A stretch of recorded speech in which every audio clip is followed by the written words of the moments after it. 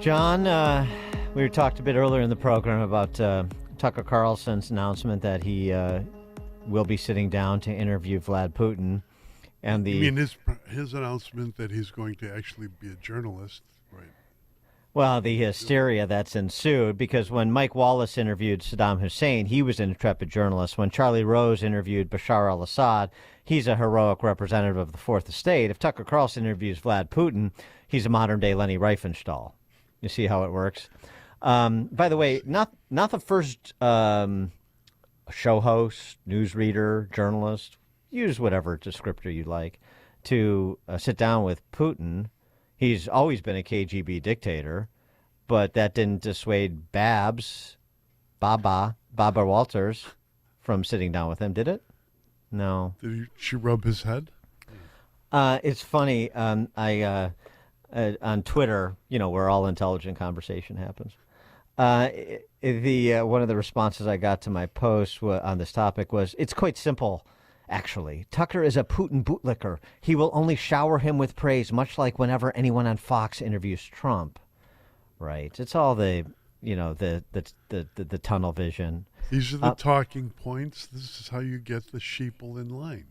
Well, this is the sheeple. Yeah. Yeah. Right.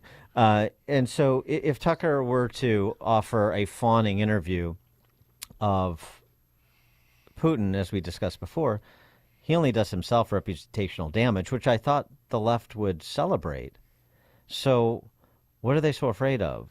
I guess they believe they're the only ones with the capacity to properly distill a conversation or an interview between Tucker Carlson and Putin, any conversation really, and convey the takeaway that everybody else must ascribe to. Just like they're the only ones who can dictate to the courts what should be the rendering of justice. Right. The same thing. So, and if you support Tucker Carlson interviewing Putin, then you're a Kremlin stooge. If you don't support another $60 billion to Ukraine, then you're a Kremlin stooge.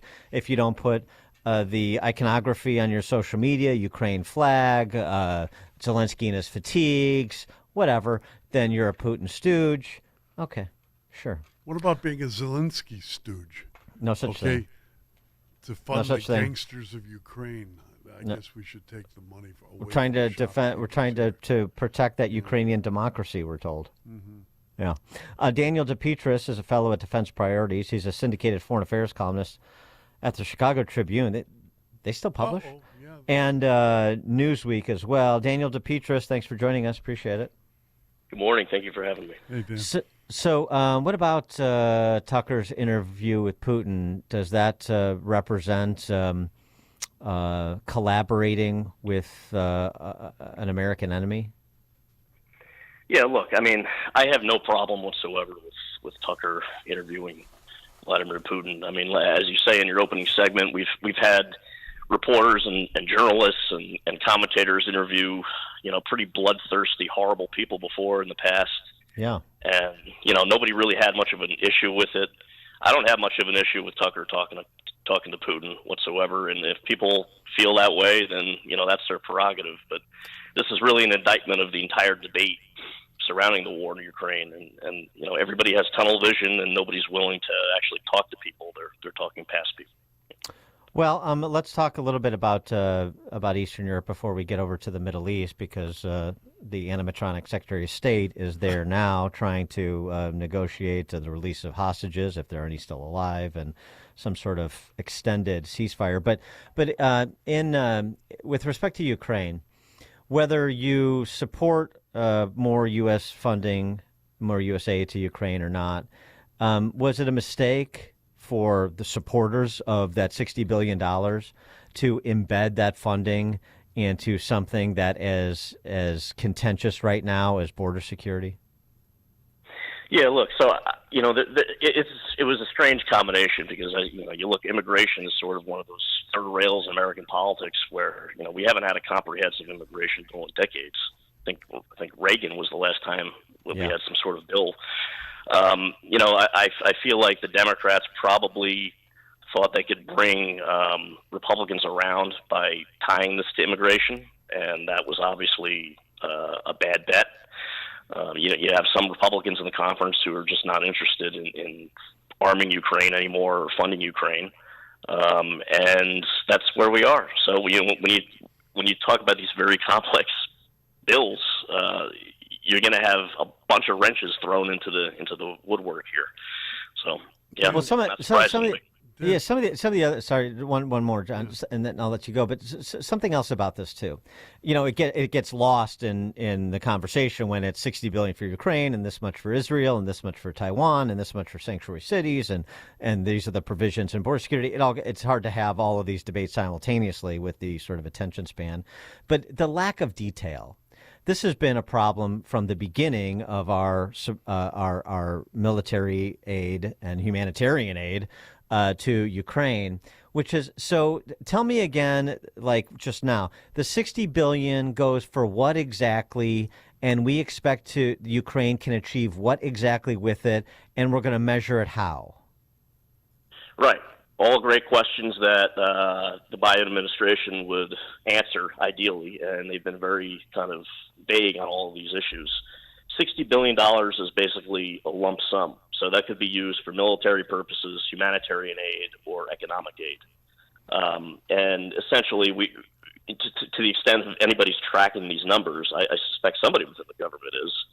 But it would be nice to know with certainty where this money is going. And you have Senator Rand Paul, Senator Mike Lee, some pretty staunch conservatives who have been arguing for special inspector general to ensure that the money is spent wisely. To date, we don't have that, so that in and of itself a pretty uncontroversial thing to ask for. That's getting sort of dismissed. So that's a bit concerning as well. Well, it's the budget. $60 million is larger than the budget of the United States Marine Corps, according to Senator Lee. And I don't think the American people want to spend that kind of money on Ukraine. I'm sorry. And I think this has been happening, this trend, anti-big money, bucks, big programs for Ukraine, has been happening for the past, 6-8 months. As Ukraine has been losing the war. So is there a performance on the battlefield related to the support? If there is, I haven't heard it. Supposedly, if you talk to three administration officials, I suspect you get three different answers as to what the performance metrics are. But if I was, in the administration, I would essentially judge it by how much land is Ukraine losing as opposed to how much land is it gaining. Right now that they're in a pretty tough situation on the ground with their shortages in ammunition and other support, financial support mainly. So, they have to hold their lines for the next year and hope that the Russians sort of wind out of steam. And unfortunately for the Ukrainians, that doesn't appear to be happening because the Russians have more of everything. They have more men, they have more ammunition, they have more money. Who credibly believes publicly that if Putin takes the portions of Ukraine that he's always wanted, that he'll begin attacking Poland and our friends in Budapest and Bucharest? Is that what will happen next? Is that what they're trying to sell us? And their difficulty in selling that, I think, doesn't that sort of leach onto the entire debate, so that American people know that it's not going to have. They're not going to. They believe that Putin's not going to be that revanchist as thought. And so what are we doing here? What are we doing spending our money when we don't have it for our own city, for our own country? Yeah, that argument that, if Putin wins in Ukraine, he would basically roll up his sleeves and blitz through Eastern Europe like, the Germans did in 1939. It's sort of a ridiculous talking point that's it's not based on fact. It's based on emotionalism, and it's a way to basically get these lawmakers to sign checks. You know, and we've all been around long enough to understand that's basically what the aim is here. The Iron Curtain will descend once again, right? But something else though too. I mean, whatever Putin's woozy ambitions are about Mother Russia, just on Ukraine again. You know, the posture this administration takes when he says, "Well, you know, are you imposing any?" Are you going to push or impose any mandates on Ukraine that's attached to the money? Oh, no. We're not going to dictate to Ukraine the terms of peace and so on and so forth. Well, wait a second. Federal money, when it's distributed around this country domestically, there are always strings and mandates attached. You will do this or you won't do that, and you will or won't get the money based on your compliance with the strictures. But when it comes to providing foreign aid to Ukraine, we're completely Pontius Pilate on it. We're hands off. Whatever you want to do and however you want to do it. You know, at some point you say you would think you'd be concerned enough to say, I'm taking a big risk with you. We're going to support you because it's the right thing to do, because Russia is America's enemy and Putin is a murderous dictator, and we don't want to see a stronger Russia. That's not in our interest. So we're going to support you, but it's not open-ended and it's not unlimited. And, you know, with these armaments, with this humanitarian aid, you're on this sort of timeline, you're on this sort of budget, and if you can't make it work, I'm sorry, but that's all we can do for you. But we can't have that conversation. No, and we can't. And everything you laid out is perfectly reasonable, and I've been personally arguing, you know, several of those points for a long time, and you sort of get shouted down to the ether as you say, like a sympathizer of the Kremlin, which is just a lazy argument, and that I would hope people don't take seriously. But yes, we need to have these questions and these debates, and it needs to be honest. You know, America is a democracy, and you would think democracy is to have open, honest, fact-based debates, but it keeps. You know, every month goes by with this war. It seems this war is an exception to what should be the ideal scenario here. Well, do you make it that the Biden Democrats have so embedded themselves into the whole idea of Ukraine winning, whatever that means, that they're unable to actually see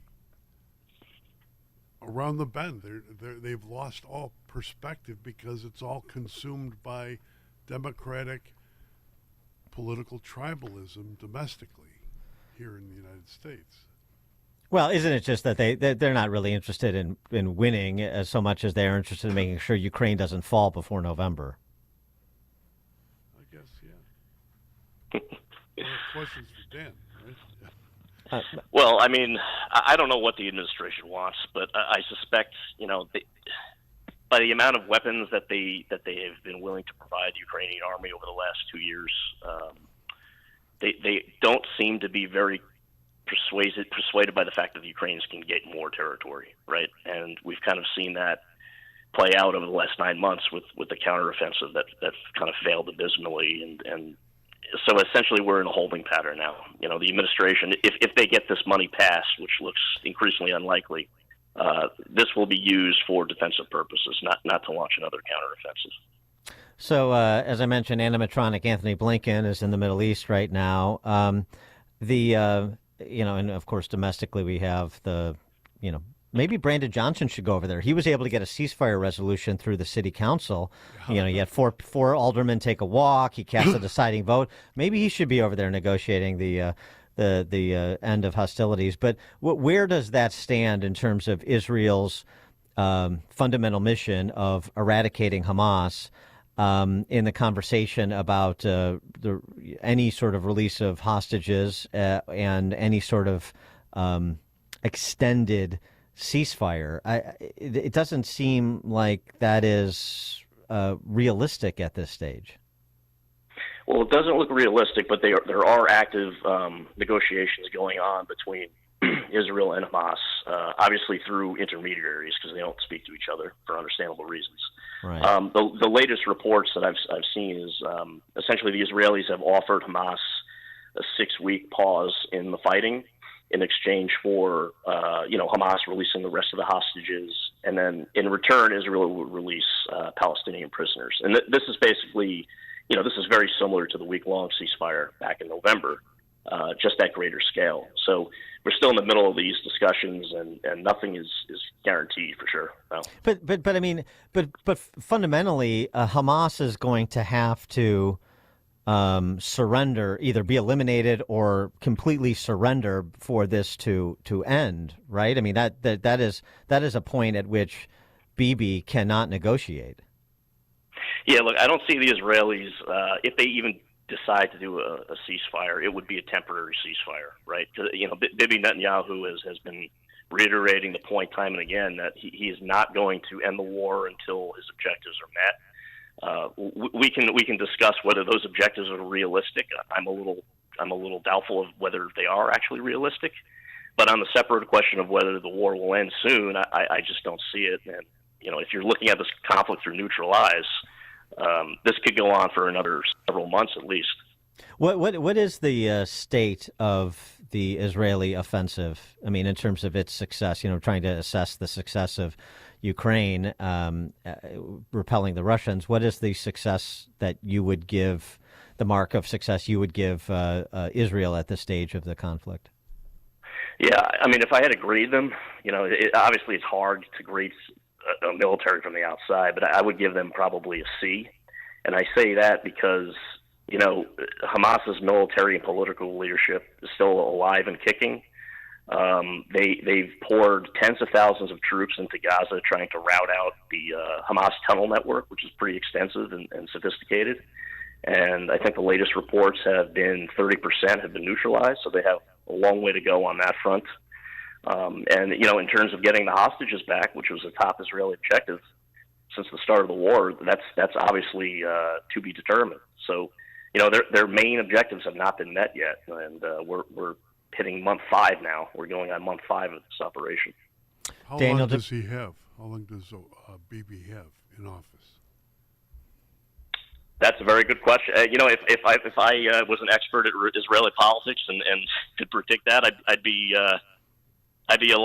very, very rich and be making a living here. But Israeli politics is very, very unpredictable. But Netanyahu is in a tough spot politically because he has to juggle right-wing ministers with moderate ministers, and it's a juggling act, and it makes our politics look pretty tame in comparison, to be completely honest.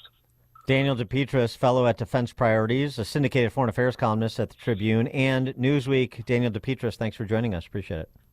Thank you, gentlemen. Bye. And he joined us on the Turnkey.pro answer line.